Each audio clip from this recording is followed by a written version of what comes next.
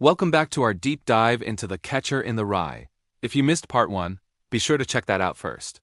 When we last left Holden, he was spiraling in his New York City hotel room.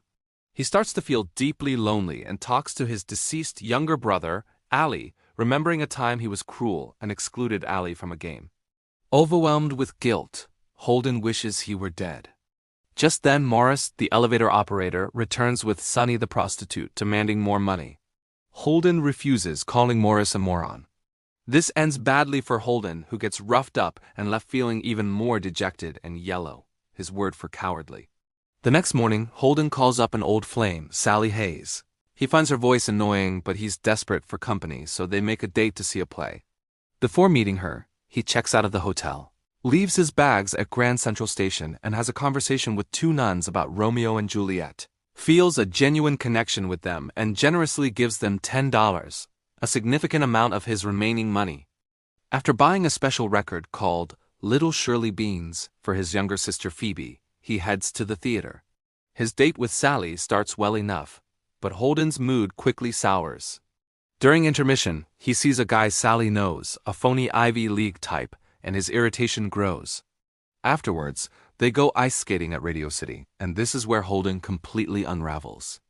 He starts ranting about how phony and awful everything is, and spontaneously asks Sally to run away with him to Vermont or Massachusetts, to live in a cabin by a brook. Sally, understandably, thinks he's being ridiculous. She's practical. She wants to finish college and live a conventional life. Holden gets angry, calls her a royal pain in the ass, and the date ends in disaster. He immediately regrets it and feels even more alone.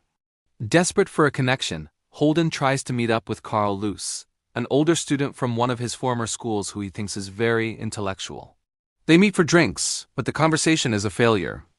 Holden pesters Carl with immature questions about his personal life, and Carl, annoyed, tells him he needs to see a psychoanalyst before leaving him at the bar.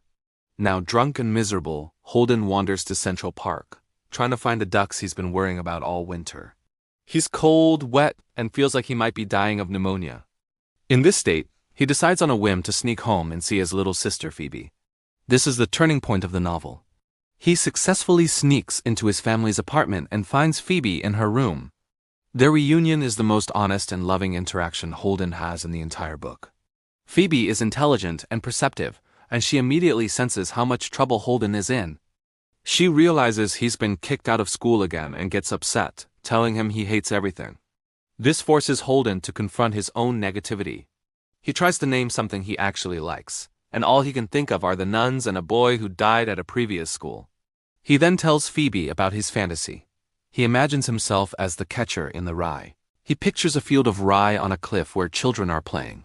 His job is to catch them if they start to run too close to the edge, saving them from falling.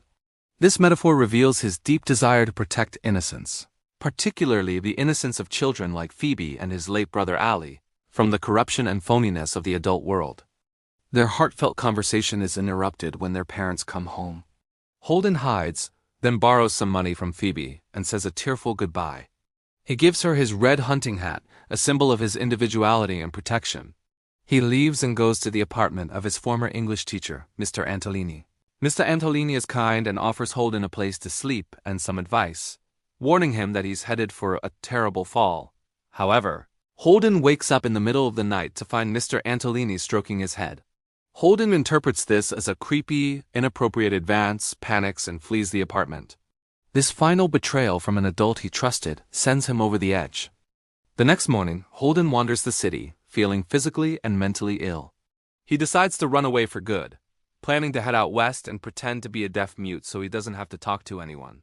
He leaves a note for Phoebe to meet him at the museum so he can return her money. When Phoebe shows up, she has a suitcase and is wearing his red hunting hat. She insists on coming with him. Seeing her determination to abandon her own childhood to follow him finally breaks through Holden's self-absorption. He realizes he can't let her ruin her life for him. He cannot be the catcher in the rye for her if he is the one leading her off the cliff. He tells her she can't go, and they argue, but he eventually takes her to the zoo. There he watches her ride the carousel in the pouring rain. As she goes around and around, reaching for the gold ring, Holden feels a moment of pure, unadulterated happiness. He understands he has to let her reach for the ring, even if she might fall. He can't protect her from everything. In that moment, he decides not to run away. The book ends with Holden talking from a rest home or hospital in California. He's been undergoing some form of therapy. He doesn't say much about his recovery, and his future is uncertain. He concludes by saying he misses everyone he's told us about, even the phonies like Stradlater and Morris. His final words are a warning: don't ever tell anybody anything. If you do, you start missing everybody. It's a bittersweet ending, suggesting that connection, however painful, is what makes us human. And that's the whirlwind journey of Holden Caulfield in The Catcher in the Rye. It's a story that continues to resonate, because it captures that painful, confusing transition from childhood to adulthood. Thanks so much for watching. If you enjoyed this breakdown, please hit that like button and subscribe for more literary deep dives. See you next time.